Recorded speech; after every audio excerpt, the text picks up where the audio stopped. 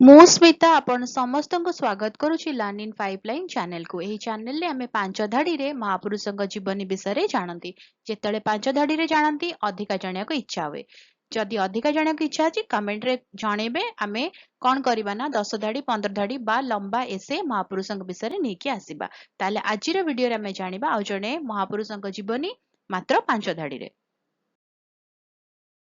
ଗଙ୍ଗାଧର ରାଓ ନେବାଲକର ଝାନ୍ସୀ ମହାରାଜା ଏବଂ ରାଣୀ ଲକ୍ଷ୍ମୀବାଈଙ୍କ ସ୍ୱାମୀ ଥିଲେ। ସେ 1843 ମସିହାରେ ଝାନ୍ସୀ ସିଂହାସନ ଆରୋହଣ କରିଥିଲେ। ତାଙ୍କ ଶାସନରେ ରାଜନୈତିକ ଆହ୍ୱାନ ଦେଖିବାକୁ ମିଳିଥିଲା, ବିଶେଷ କରି ବ୍ରିଟିଶ ଇଷ୍ଟ ଇଣ୍ଡିଆ କମ୍ପାନୀର ନୀତି ସହିତ। 1853 ମସିହାରେ ତାଙ୍କ ମୃତ୍ୟୁ ପରେ ବ୍ରିଟିଶମାନେ ଝାନ୍ସୀ ଡକ୍ଟ୍ରିନ୍ ଅଫ୍ ଲ୍ୟାପ୍ସ ଅଧୀନରେ ରଖିଥିଲେ, ଯେହେତୁ ଗଙ୍ଗାଧର ରାଓ ଏବଂ ରାଣୀ ଲକ୍ଷ୍ମୀବାଈଙ୍କ ପୋଷ୍ୟପୁତ୍ର ଏକ ବୈଧ ଉତ୍ତରାଧିକାରୀ ଭାବରେ ମାନ୍ୟତା ପାଇନଥିଲେ। ଏହି ଘଟଣା ଶେଷରେ 1857ର ଭାରତୀୟ ବିଦ୍ରୋହରେ ରାଣୀ ଲକ୍ଷ୍ମୀବାଈଙ୍କ ପ୍ରମୁଖ ଭୂମିକା ଗ୍ରହଣ କରିଥିଲେ। ରହୁଛି, ଦେଖା ହେବା ଆଗାମୀ ଭିଡ଼ିଓରେ। ନମସ୍କାର।